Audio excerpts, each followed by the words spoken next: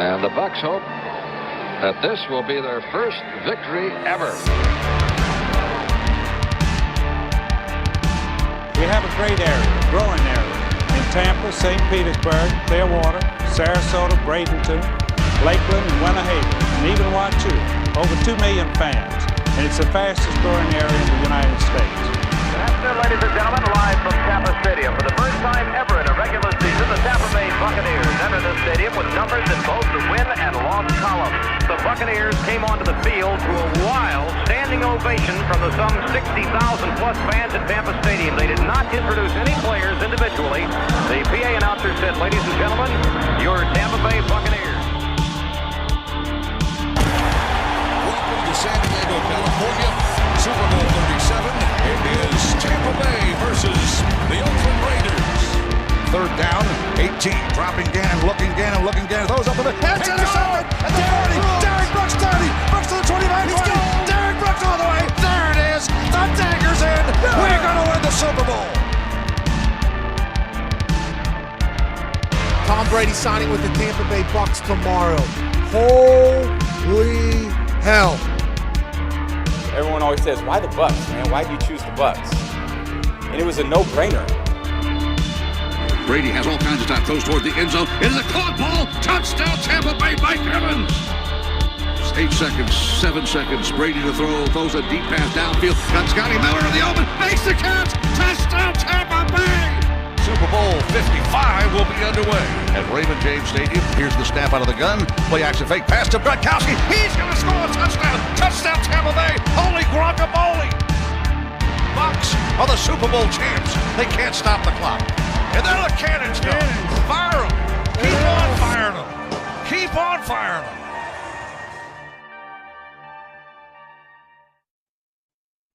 I want to hear cannons.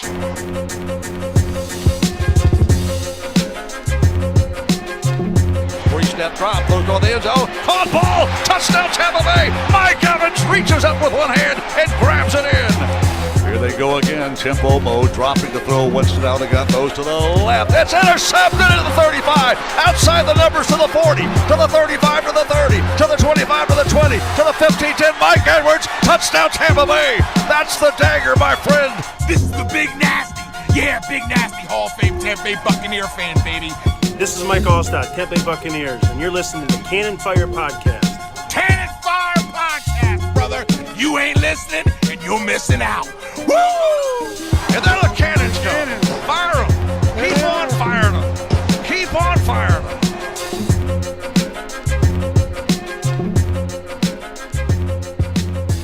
20-18, your final score from Pittsburgh, as the Tampa Bay Buccaneers fall to 3-3 on the season. Tom Brady and the Bucs not able to do enough on the offensive side of the ball towards the end of that one, and they lose to Kenny Pickett / Mitch Trubisky and the Pittsburgh Steelers. Man, I don't even really know what to say about that one. All the way back on the season prediction show, I had talked about how this could be a tough game for the Bucs, and I'm not going to bang my chest and say that, yeah, they lost, I was right, I saw this coming, but the Pittsburgh Steelers have always found a way to play the most boring football on the planet, and that's what we saw, except for Tampa Bay. It was a lot of bad football as well, but 20-18 loss is not going to leave very many people happy. Evan, your thoughts on this Week 6 matchup here as we attempt to recap things here on the show? Yo, you took the words out of my mouth, because I was going to start off on the one positive note, which give you props that, like, you nailed that one. Like, you really did. Like you said, each year the Bucs have a game where they are the better team, right? They're the more talented team, but they don't win. Last year it was Washington. The year before that it was Chicago. And you said that this game would be that way. This is, I think John Ledyard said it best, and he kind of took the words out of my mouth too. This is a bad football team right now. Right now, you can't look and say that this is a good football team. You can't. They still may make the playoffs. I'm pretty confident that they're going to win the NFC South, but like, you can't say, like, they're not going to win a playoff game playing like this. Like, they're going to get demolished in the playoffs playing like this. So, right now, this standard of play is not to the standard that they set them for themselves for 2 years. This was a complete team loss. And we'll get into, each, the offense and the defense, as the show goes on. But this was a complete team loss, and it was everybody. When you lose a football game like this against an inferior team with a lot more injuries at key spots than you had, I don't think you can give really anybody props besides Ryan Suckup, I guess, because he made all of his kicks. That's the only person that you can give props to, because that's the only person that played well today. Yeah, 12 total points for Ryan Suckup on the day, including a make from, 54 yards? 54, yeah. He's got a good leg this year. Yeah, man, he really has been awesome so far. I think only one miss in the entire season, and that was the long attempt during the Dallas game week 1. But let's get into what really happened, I guess. Let's try and recap this. I feel like we should almost get out in front of this because we're going to have to address it at some point this week. And listen, this isn't so much a topic that we want to sit here and cover because we have said it before and we'll say it again. We're not going to spend too much time diving into the personal life of our starting quarterback, Tom Brady, but the fact of the matter is he missed a section of team walkthroughs, traveled separately after being in New York for Robert Kraft's wedding on Friday night. People are going to be talking about that this week because I feel like as far as, looking at the season as a whole, this was probably the roughest game Brady had under center today. Yeah. And I don't, it's a walkthrough is a walkthrough. I don't know how much that really impacted it, but nobody played well. I'm not going to sit here and sugarcoat it. Everybody knows how I feel about Tom Brady, and typically I'll defend Tom Brady, but there's not any defending any player, especially on offense. In the red zone, and you make 3 trips to the red zone, have 3 field goals. If one of those turns into a touchdown, this game is completely different. But you can't do it. And, against just a defense that has played awful, and a defense that was ravaged with injuries. And I mean, missing their entire starting secondary. There is no sugarcoating that. When you're missing your safeties and all 3 of your starting corners, there's just no excuse. Mike Evans had a practice squad corner lined up for him for most of the game. Yeah, it is just inexcusable. And this is probably the worst. To me, this is worse than the Washington one. This is worse than the Chicago one. This is bad. Like this is a bad loss. And I think it's worse because you were waiting for the Bucs to kind of, all right, maybe this is the week that they just, they take control and they beat a team by 20, and that's a blowout. But I know blowouts don't always happen. And Pittsburgh got blown out last week. NFL teams aren't going to get blown out every single week. But when the Bucs were really kind of struggling for wins, right? Like Dallas, they were in control for most of the game. They still had their flaws there. New Orleans, though, like there was an up and down thing there. And even Atlanta last week, there was an up and down thing there. They have struggled to take control and full control of games. And you were looking to see that complete performance. And you thought, man, this is a 1-4 football team with a lot of injuries, a rookie quarterback, and just a quarterback and an offense and defense that have struggled. Has struggled. They're on a 4-game losing streak, and you come in here and then you just lay a complete egg. And it is inexcusable, and you can't be considered a real threat in the NFC losing a game like that. So, for right now, no, the Bucs should not be considered a Super Bowl contender. Playoff contender, that's different. Super Bowl contender, no, because you can't lose a game like that and be considered a Super Bowl contender. To me, this Pittsburgh team was worse than Washington last year, and they were worse than Chicago the year before. Like, this Pittsburgh team is a bad football team that might have a top 5 pick, and you just had a chance to go 4-2, and you threw it away. So it's inexcusable. On the offensive side of the ball for Tampa Bay, the quarterback, Tom Brady, 25 for 40, 243 yards, and a touchdown. I know I had said that this is one of the rougher games for Tom Brady in the Tampa Bay Buccaneers uniform. I think a big part of that is obviously the offensive line. They were under some pressure today, and the key to beating Tom Brady, regardless of if he's in a Bucs uniform or a Patriots uniform, you got to pressure the quarterback, and Pittsburgh was able to do that quite a bit today. An incredibly rough game for that interior offensive line. Just no push whatsoever. Luke Gedeke, Robert Hainsey, those guys were getting teed off on, and Brady was getting hit. But where do you think things really started to fall apart on the offensive side of the ball? Because we can talk about execution, and we can obviously get into the play calling as well, because there's a lot of people with thoughts on that. But, leaving that first half, I didn't hate the play calling on the offensive side of the ball. I know a lot of people are going to give us some crap here because we always seem to find a way to defend Byron Leftwich, and that's not what I'm doing because it wasn't his best game either. But that first quarter, I thought that second offensive drive was some of the best play calling that we have seen for Tampa Bay so far this season, especially because we kind of saw the debut of a two running back look with Leonard Fournette and Rachaad White both on the field at the same time. That led to some success moving the football. It led to success moving the football until you got to when it really mattered. Right. Because you just couldn't, once you got inside the red zone, you just couldn't do anything. And like, I almost don't care. Like, if your play calling is garbage when it counts the most, when you're closer to the end zone, like, what does it matter? You go with a quarterback sneak on a 3rd and 1 and don't get any push. And don't get me wrong, everybody, you want to blame play calling and stuff like that. The play calling was terrible, and was terrible in this game. But also, it's execution as well. Like, it is execution. If some of those plays are executed a bit better, then some people aren't complaining about the play calling as much. It's just, it goes hand in hand. But you do a quarterback sneak on a 3rd and 1 and you get no push. That's execution, right? You get no push from your offensive line. And then earlier you have a 2nd and goal, and on the 1-inch line, and you run the ball with Leonard Fournette and lose 3 yards, and then ended up having to kick a field goal. Why is that not the time to run a quarterback sneak? Everybody was like, oh, Brady might, he might not want to do the quarterback sneak. They might have thrown that out. They clearly didn't, because it happened there. Well, so why was it not implemented on the goal line when you need to find a way to score touchdowns? This offense, the entire season, no matter what the game has been, they cannot score touchdowns inside the red zone. They can't do it. Yeah, and a lot of people had brought up the thing with, Brady and the quarterback sneak as well. We talked about it this week. Jenna Lane with ESPN had actually confirmed that she talked to the coaching staff, and it was a decision on them. It wasn't Brady wanting to check into it. It was because this coaching staff did not want to allow 45-year-old Tom Brady to do the sneak. Clearly, they allowed him to do it this week, but who cares? You know what I mean? It was the one play that they needed to get the push on, and they did not. But it seemed like an all too familiar sight where we saw this front 7 of the Pittsburgh Steelers defense get in the backfield and just blow up a play. Any run play, inside handoff, whatever it may have been, there were more times than not that things were blown up behind the line of scrimmage. And you know why Brady sometimes has to take a check down when he actually has time? Because he's been having pressure in his face every play. Luke Gedeke, I could have gotten a sack off Luke Gedeke today. I don't know this was his worst game. This was easily his worst game. And he was, we talked about it last week. He was bad last week, but this game was easily worse. Cam Hayward, every single snap was just taking his lunch money. And it is brutal.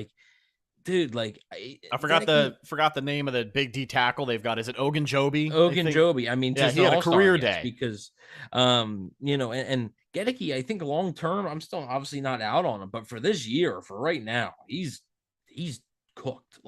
He can't do it. And then the other guy that they could maybe insert there, left guard Brandon Walton, freaking comes in on one play and gets a false start. So it was a mental errors, execution errors, coaching errors. It was everything. And that's what happens when you play down to an opponent. And, it sucks. It really does suck. And the offensive line sucked. Even Donovan Smith allowed the one strip sack, which Godwin, unfortunately, he recovered it. Donovan Smith allowed that off the edge. Tristan Wirfs had a illegal man down the field penalty yet again inside the red zone, which caused the Bucs to punt, and not punt and kick a field goal instead of a touchdown. It was just it was brutal, and they can't get out of their own way right now. And it was an issue the entire season, really, but today it was really compounded because just for some reason, they couldn't do anything. And we'll get to the rest of the defense and everything like that, but even the receivers, the receivers like Russell Gage, dude, catch the freaking ball. It's that ball is on you in the end zone. It's a tough catch, but you're making $10 million. Catch the ball. That's why you're here. You're here to make plays like that. Make them. That ball was on you. It's in your hands, and it just goes right through. Catch the ball. It's the excuse time, if he's injured. If you're injured, then don't play. If you're hurt, then don't play. If you're not good enough to be out there and be productive, then don't play. Chris Godwin, I thought, was good after a slow start. They were Yeah, I mean, his I first think 6 targets, he had 1 catch. One of 6. Yeah, they were 1 of 6 when targeting him. But I mean, yeah, it's like, Mike Evans is completely invisible, and that's partly due to Evans not being able to beat a corner who was basically on a practice squad. He's not able to be in one-on-one, and also the play calling not opening things up for Mike Evans to get those opportunities. Also, Brady just sometimes, obviously we don't have the film, but like there could have been times where Evans was open, Brady decided to go somewhere else. It was just completely. This is one of the worst offensive performances I've seen from them in a long time.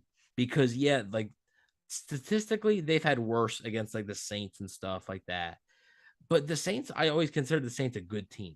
This Steelers team is not good. Yeah, I mean, 1-4 coming into this one. And the funny thing, too, I wanted to talk about the offensive line. Before we put a bow on it, we'll move on to the other position groups here.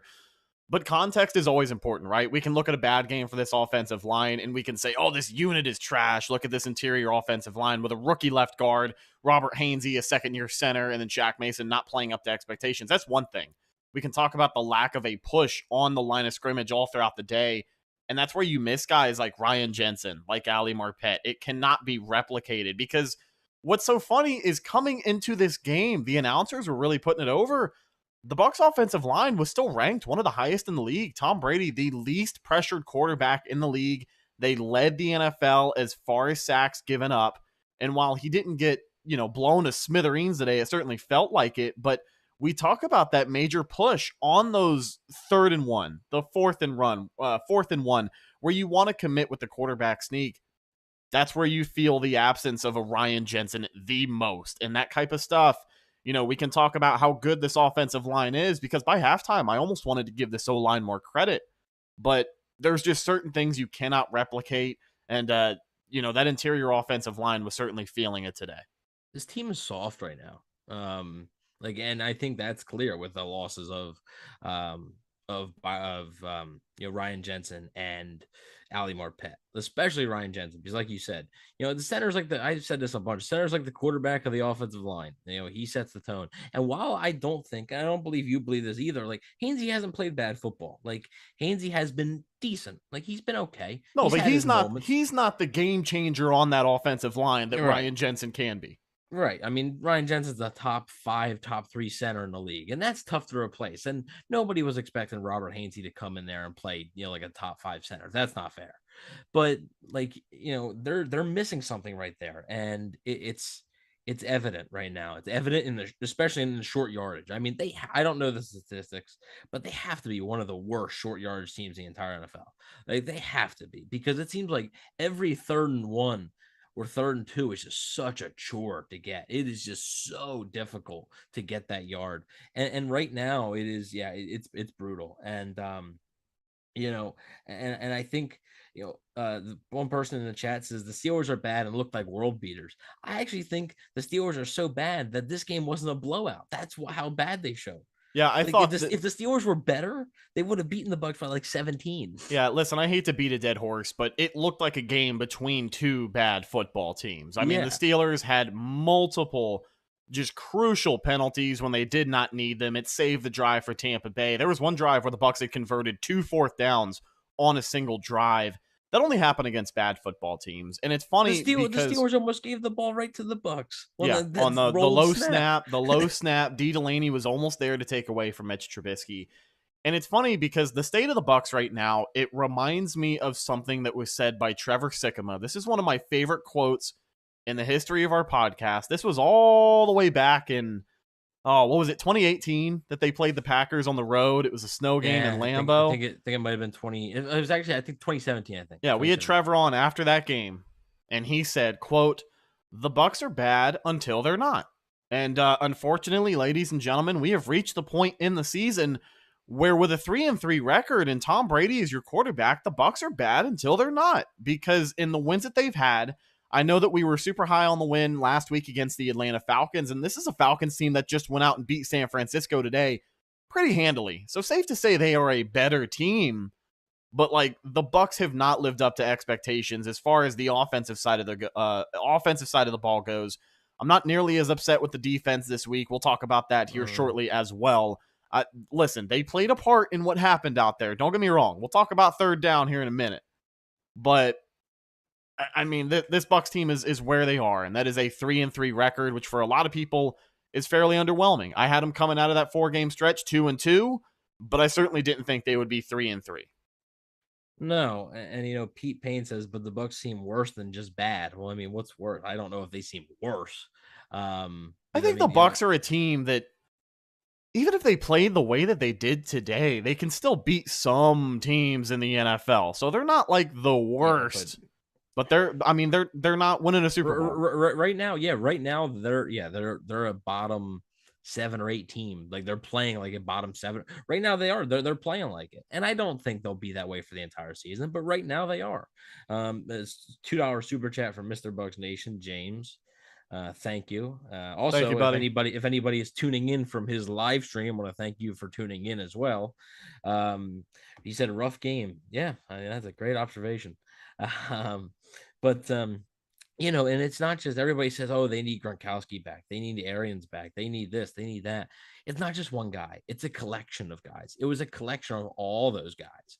A lot of people criticized Bruce Arians a lot during his time in Tampa. Oh, of course. Like they said they were too aggressive. There was a time when they were like, oh, we have 3rd and 2 and you're throwing the ball 20 yards down the field, like incompletion. Like there was a time when that was the complaint, and now it is just completely flipped. And I'm not gonna put this all on Todd Bowles, because at the end of the day, yeah, like you got to have your team ready to play, and they were out coached. That's on him.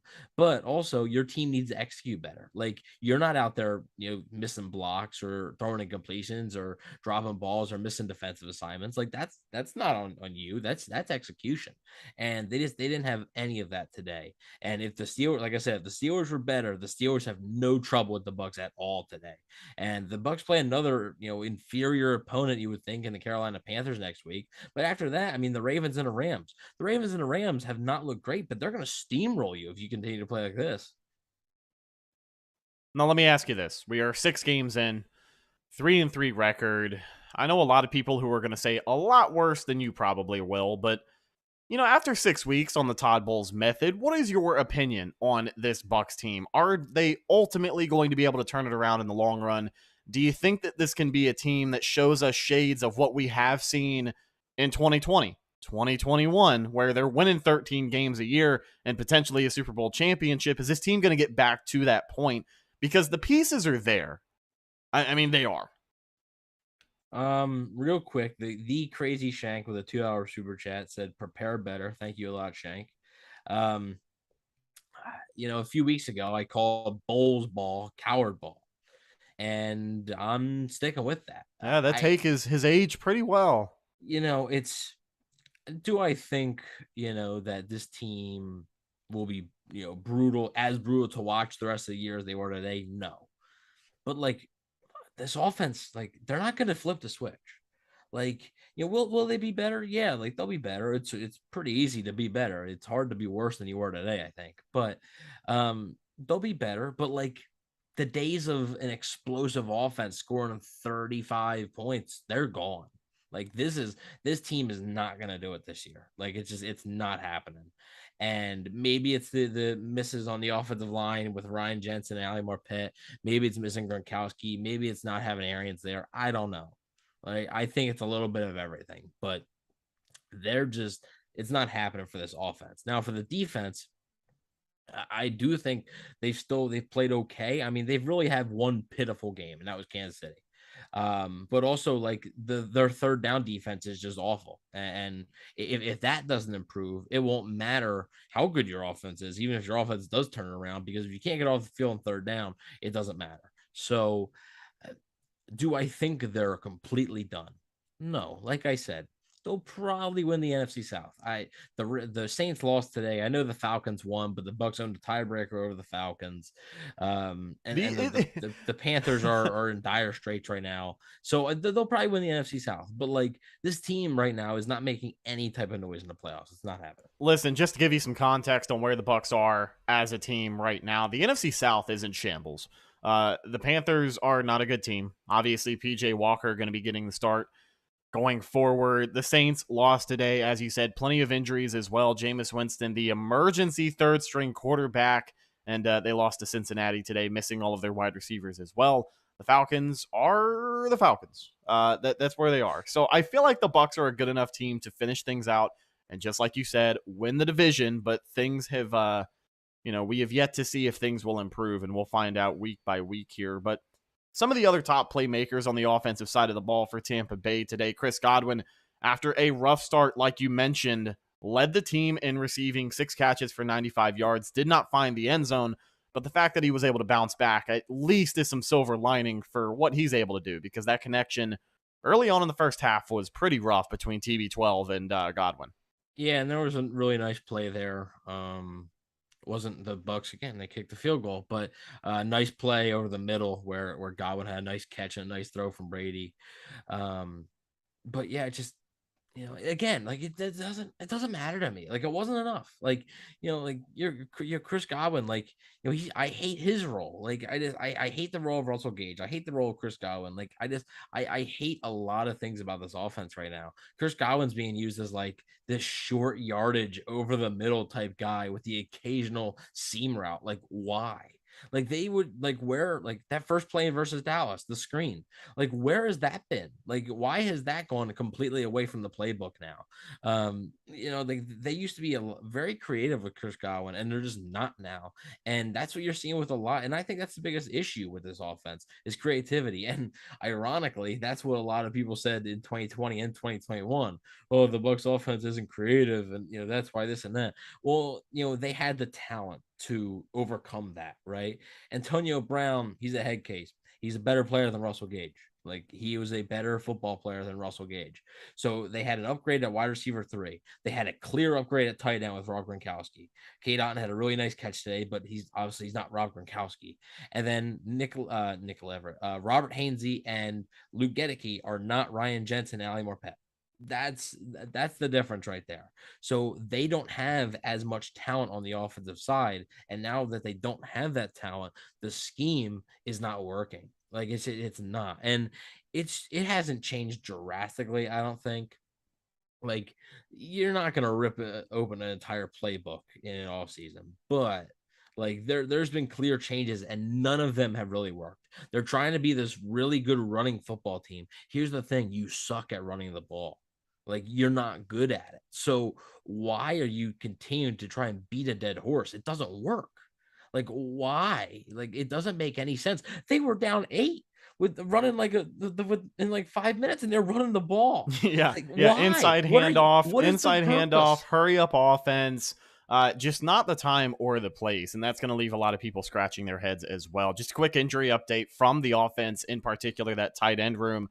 Starting tight end Cam Brate left today's game with what looked like a concussion, which is a scary sight after he left last week's game with a concussion, or didn't play last week, left the week before against Kansas City with a concussion. He came back this week and had to be stretchered off. So they put him on the cart, took him away. The latest update we have is that it is a neck injury. Not sure the capacity that it's going to keep him out going forward. I have to assume it's going to be a long-term injury, but obviously prayers up for Cam Brate. Kind of a scary sight out there today, but I mean, maybe some more doors for Cade Otton to continue to get involved, because a lot of people were curious why he didn't get the start over Cam Brate today. And, he's kind of shown us a little bit more at that tight end position so far this season. Yeah. And obviously, that's, the health of Cam Brate's bigger than football. So it's good that, he has movement in all his extremities. And he was able to, as he was getting carted off, put up a thumb. So that's obviously bigger than anything that's happening on the football field right now. So that's good news that, it seems to be okay. Like you said, he just have a neck injury. He'll be out for a little bit, I'm sure. After missing last week, really sucks that this happened to him. But, it's a shame, but glad that, he's conscious and he's able to move all of his extremities. That's the best news there. Oh yeah, 100%. Hoping for his health going forward. Now, some other things I want to get your thoughts on from this game against Tampa Bay. Let's talk about the defensive side of the football, because realistically, I can rattle off some stats for you from the box score here for the guys on the offense. But just like you said, it does not really matter. Too little, too late for some of the guys who were able to catch the ball. I mean, aside from the offense, pulling teeth to try and get a touchdown, what did you make of the defense today? I said I wasn't nearly as upset with them as I am with the offense after this one, but you certainly still have some thoughts. Here's the thing. I was going to come on here and I was going to say, this isn't on the defense, like at the end of the day, if the offense needed to score touchdowns in the red zone, they didn't do that, et cetera, et cetera. Until the final drive. When you have a chance to give the ball back to your offense and Pittsburgh has a 3rd and 16 that is converted and a 3rd and 11 that is converted. Yeah, I mean, that's just inexcusable. That is embarrassing. 2 of them on the same drive. Trevor Sickman tweeted out, in the second half, the Bucs defense faced a 3rd and 11, 3rd and 15, 3rd and 13, 3rd and 15. The Steelers converted every single one. That is pitiful. I don't care who you are.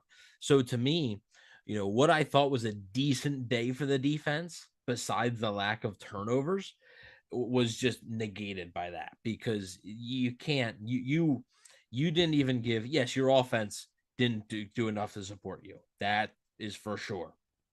But you also didn't give your offense a chance at the end of the ball game to go and kick the game-winning field goal. You didn't even let them get the ball back. And it's not because, they dominated on first down and they had 3rd and 2s. No, they had 2 3rd and longs with Mitch Trubisky that were both converted. And, the 3rd and 11, great play, great play by Claypool. I give him a little bit of credit there. They're still an opponent trying to do it, but it's still inexcusable. It can't happen. And it did. And so any goodwill that the defense had with me today is pretty much gone, because to me, they were almost, not quite, but they were almost as big of a reason for this loss as the offense was. It, man, oh man. Yeah, it was like a rib to kind of start the season. I mean, even last year a little bit, I felt like we talked about it to where it's they've always been bad at death, taxes, and the Tampa Bay Buccaneers giving up a long 3rd down. But at the end of the day, just like you said, last drive of the game, you have enough time on the clock to go out there and just impose your will and get off of the field. I mean, the bad snap from Mitch Trubisky, the Bucs are faced with 3rd and fucking 16. I mean, 3rd and 16. That is 3rd and a mile for a team that has not been able to execute on the offensive side of the ball. Now with their backup quarterback in play, Chase Claypool is one hell of a player. But you got to do your job. You got to go out there and you got to put your team in a position to win. And they choked. Yeah, they choked on that final drive of the game. I will agree with you on that. That was pathetic, and it really pissed me off. That was on that 3rd and 16. Yes, okay, Claypool, can't get that open. However, 0 pass rush. 0. Trubisky sat back there and had all day to look and find somebody. That can't happen. And it sounds like, and it seems like that's when our pass rush disappears, is 3rd and long, 3rd and 15, 3rd and 16. When these teams should have little to no chance to convert and move the chains, they usually find a way. Usually it's by passing the football, and usually it's because the pressure cannot get there whatsoever, and their quarterback has a whole minute and a half to figure out who he's going to throw the ball to. Yeah, that was pitiful. And, it's just, it sucks because, like I said, I didn't think the defense had the worst day. They held the Steelers to 3 right to start off the second half after the long kickoff return. Also, props to Jamel Dean for the hustle. For that hustle play. I thought Jamel Dean was fantastic today. I thought Carlton Davis was up and down. He had the really nice pass breakup on 3rd down. Yeah, that was critical.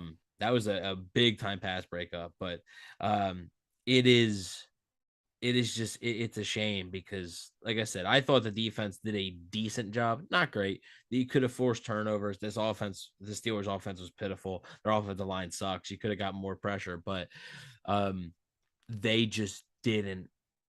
They did, like I said, any good grace that they had with me was gone. Honestly, the 3rd and 11 wasn't even a thing. It was that 3rd and 16. I mean, that was what lost you the game. It wasn't even.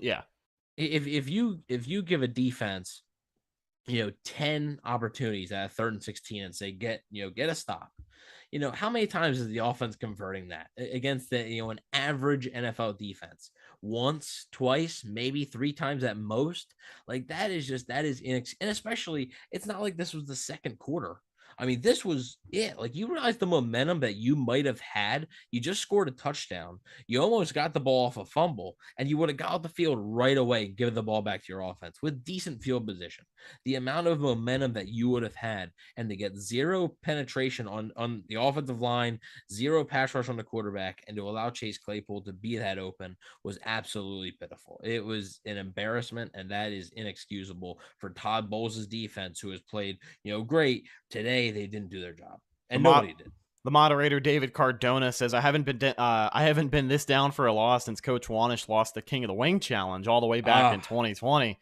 I appreciate it. That's how you know David C's a real one, man. He's a moderator for a reason. We truly appreciate your support. Thinking of brighter days now, of course. But let's talk a little bit more about this defense and the lack of pass rush. There is one guy that a lot of people have had some questions for. He is in the hot seat. That is edge rusher Shaq Barrett. He made some comments the week of the Kansas City game, and it seems like he has paid for that ever since. He almost made a play today, but just was not able to make the tackle. Antoine Winfield had to kind of cover for him on that. But outside of that, seems like he's been a little absent. Oh, he has been. I mean, he played really well versus Dallas. But other than that, Shaq Barrett has not been good. He just hasn't. Like, Joe Tryon-Shoyinka has outplayed him this year, and a lot of people have been criticizing Joe Tryon-Shoyinka. JTS another big play from JTS today. He had a nice play today on that end around, got off that block and made the tackle. But it set up a third and long that I'm sure was converted. I think that Shaq Barrett he gets, to me, and it's weird because some pass rushers are like this, but some aren't. I think Shaq's one of the biggest examples. Shaq is very streaky as a pass rusher, and you get that in hockey with goal scorers. You get that in baseball with hitters and stuff. A guy who hits 30 home runs in a season might also strike out 10 times in a row, and you're like, this dude can't hit nothing.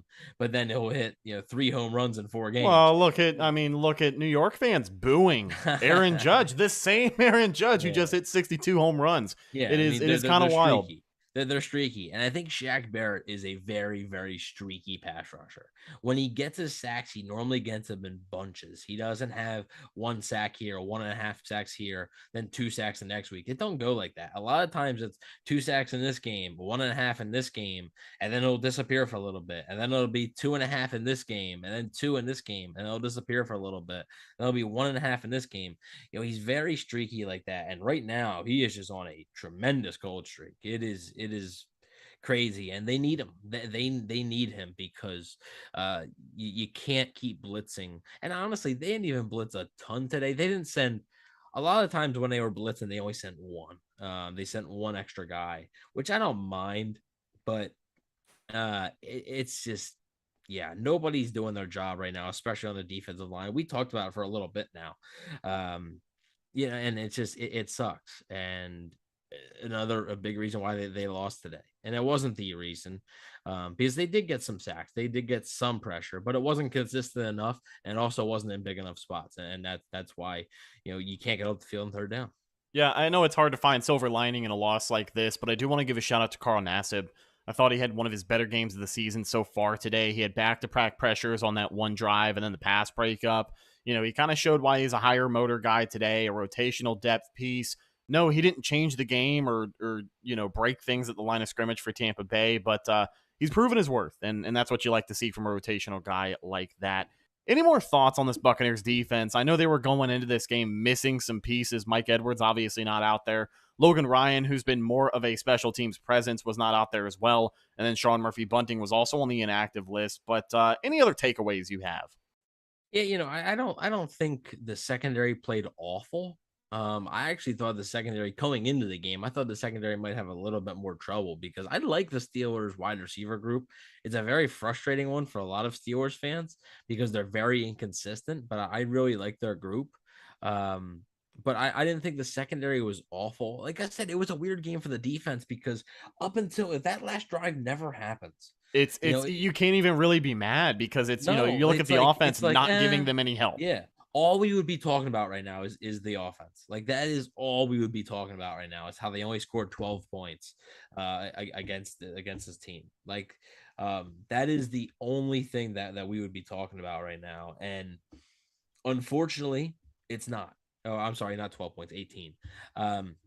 Unfortunately, it's not. And that last drive is the big reason for that. And it's just when you have a chance to get off the field, despite your offense being terrible, right? Despite your offense being terrible all day, they deserve the chance to go back out there, and your defense didn't give it to them. And it sucks. And but honestly, if the Bucs would have, this was very similar to me to the Jets game last year, where they were able to pull it out, but it was really close down to the wire. The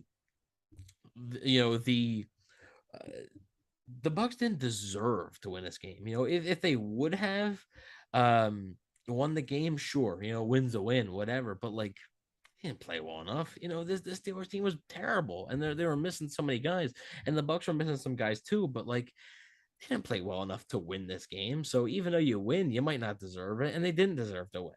I think they deserved to win last week. They played well enough, but like, there's been a couple times, like in the past few years, even where like, yeah, maybe they didn't deserve the win, but they did. The Jets game last year was the one. Maybe you didn't deserve the win, but you did.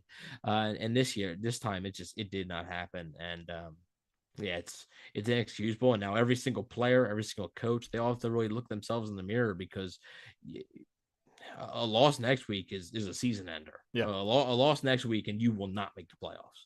I guarantee you're not making the playoffs. So you'd be 3-4 after 2 straight losses to 2 bad football teams. You're not making the playoffs. It's not happening. Tampa Bay now losers of their last 3 out of 4 games, so not ideal with a 3-3 record headed into a divisional game next week. As we look at some other guys on the defense, I wanted to get your thoughts on man, I guess just everything as a whole. Like, it kind of sucks. I'm really trying to find some silver lining here, and I know context is always important. But the thing that I think about, and I know I just mentioned the defense, but I want to talk about the offense a little bit more. The thing that I think about is that if you would have came into this and, let's say the Bucs win, even if they lose, if you would have said, "Oh, the offense has struggled," okay, that's not really breaking news to anybody by this point in the season. Week 6, week 7, you're starting to have some more stability with NFL teams. You're starting to see a little more blatantly what a clear strength and weakness of a football team is right now. For the Tampa Bay Buccaneers, this offense not scoring points in the red zone is one thing, but I mean, coming into this game, with Pittsburgh missing their entire starting secondary, a lot of people expected the Bucs to at least put up a little bit more than 18 points. And I mean, with the trips to the red zone that they had and the lack of points, you're talking about potential, 14, 21 points that are left out on the field because you have to settle for field goals after the fact. But I mean, where are we at? You know what I mean? Like, where are we at? Yeah. And real quick, the people say, "Oh, trade everybody. They need to go." Yeah, what have you got to say for the people that are saying fire Leftwich, fire Todd Bowles, fire these people, fire this guy? I definitely don't feel like that's the answer, since we are so fully enveloped into this thing the way that we are. Yeah, well, for one, you're not gonna get your wish. So even if there was like, even if I agreed with you, like, you're not gonna get your wish, like, that's not gonna happen, at least not this year. And also, like, yeah, they're not gonna be trading pieces at the deadline. They're not gonna be selling pieces at the deadline. Don't know if they'll be buying anything. I don't expect them to be particularly strong buyers. And I mean, NFL trade deadline's kind of a joke anyway, but that's not like that's not gonna happen. But I mean, as far as like the offense goes and like the red zone, yeah, like the Bucs scheme, we always talk about, oh, they're not schemed to get guys open, they're schemed for guys to beat their one-on-one matchups. Okay, then why can't Mike Evans, Chris Godwin, and Russell Gage, who are making combined a lot of money, they're making, why can't they beat these guys one-on-one? Like, why can't they like, it doesn't make any sense. Like, why can't, if it's truly, they have to win our one-on-one battles, okay, why are they not doing it? Like, why are they not doing it? And it was a combination of, sometimes Brady did have time, there was nobody open. Other times he misfired. Like I said, I didn't think he played a great game. And then other times he just didn't have time. So, and obviously I haven't seen the tape, I don't know, but it just, yeah, it is frustrating. And I think, with a team with this much talent, like the Bucs are still, if you're talking pure talent, the Bucs are still one of the most, probably a top 5 talented team in the NFL. However, talent can only get you so far. The results matter, and what's on that field matters. And right now, they ain't playing like it. So it doesn't matter how talented you are if it doesn't result in wins. And right now, it's not for them. So, and even their wins are struggles. Like their wins are not easy to come by. So honestly, they'll probably beat the Panthers next week, but it's not gonna be a blowout. Like why should I expect it to be a blowout? Like there's no evidence that tells me that this team is going to just go in and it'll be an easy win. There's no evidence of that. So yeah, it'll probably be a grinded out type game. So they'll play 90s football like they love to do.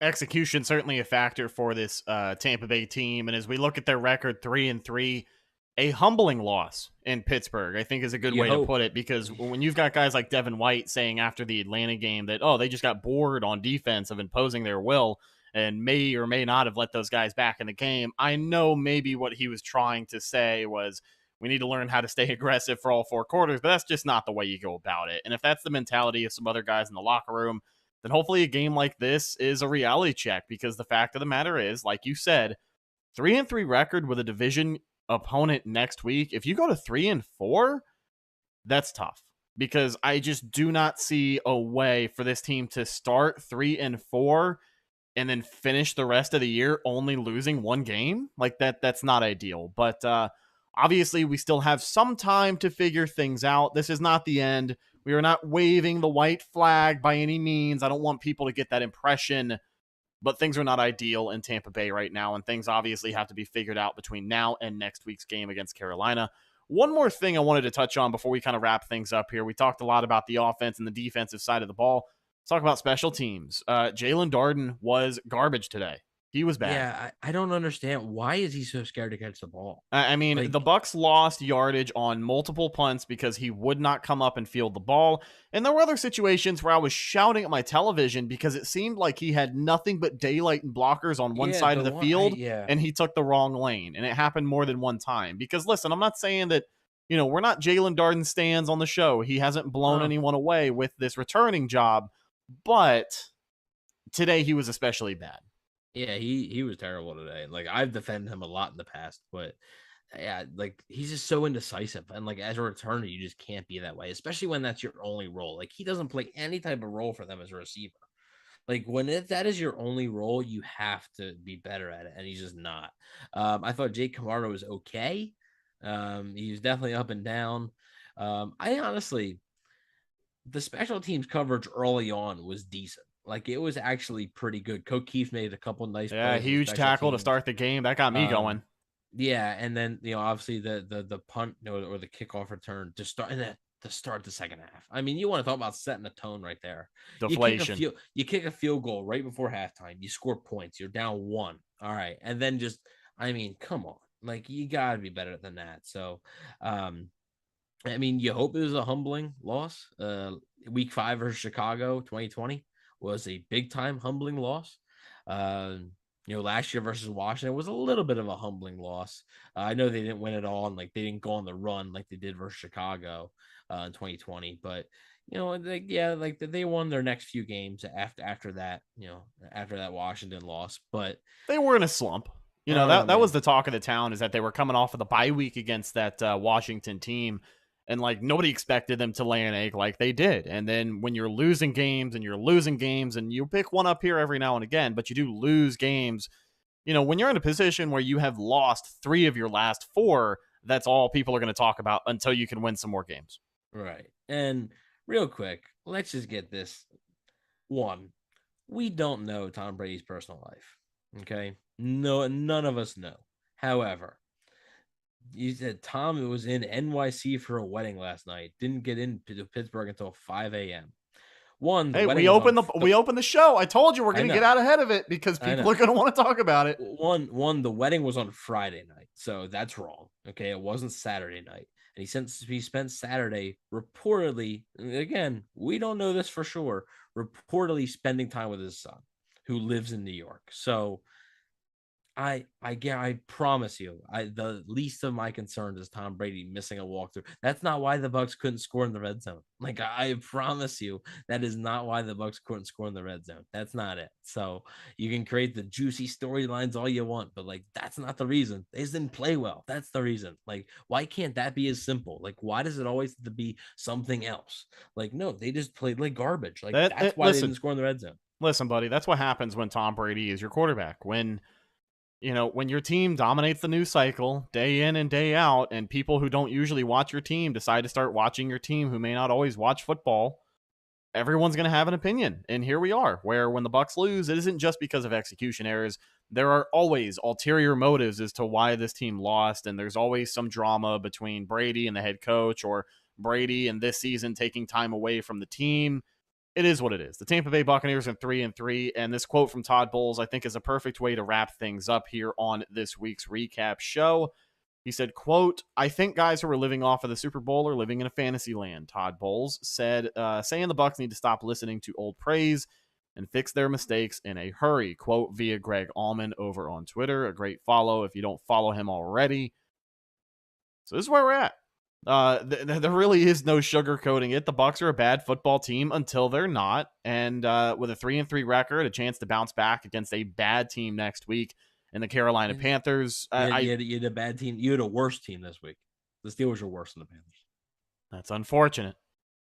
That is unfortunate, but I know we had talked about Kansas City being the outlier for the Buccaneers defense. Hopefully this game against Pittsburgh can be an outlier for the season, as the Buccaneers obviously look to bounce back and still fight for the top seed in the NFC. Because I know at 3-3, I hate to say it, you might scoff, but with the state of the NFC and Aaron Rodgers and the Green Bay Packers losing to the Jets today, I feel like anything. The NFC is rough. NFC is cooked. There is a way. One good team. There is still a light at the end of the tunnel where the Bucs could be the 1 seed in the NFC, and that's saying something.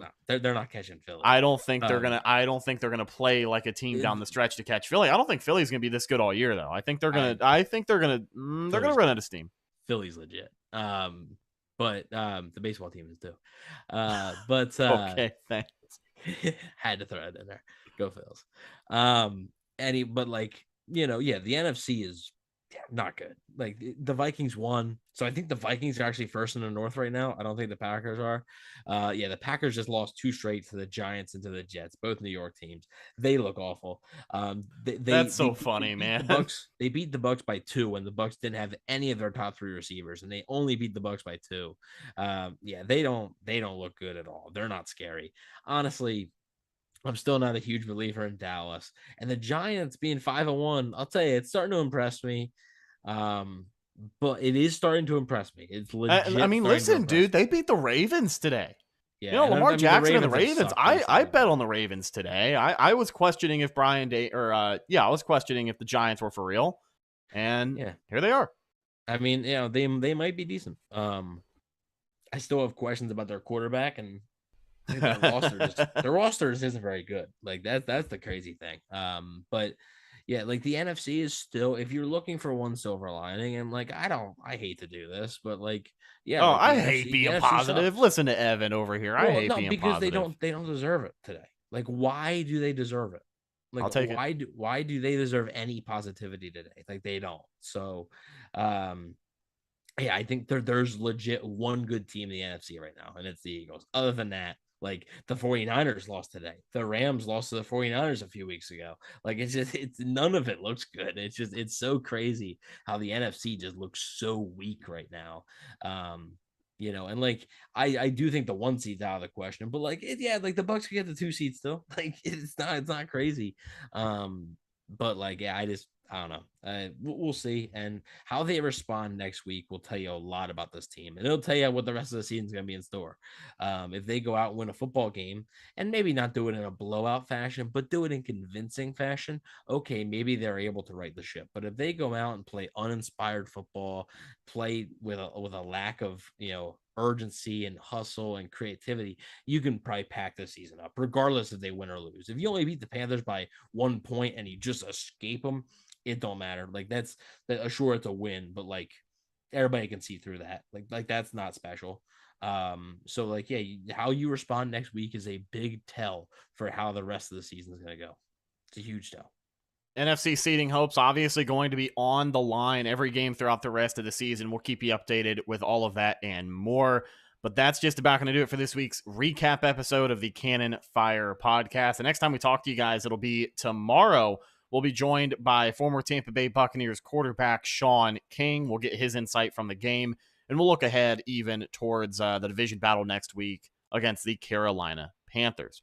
Follow the show on social media, Facebook, Instagram, and Twitter. All of those are Cannon Fire Podcast. Best place to go for updates on the show. And, of course, Buccaneer news as it happens. Speaking of Bucs news as it happens, you can follow my co-host Evan on Instagram, Bucs_Daily, the #1 Buccaneers fan page on Instagram. You can also find him on Twitter at EvanNFL. Check out his written work at BucsNation.com.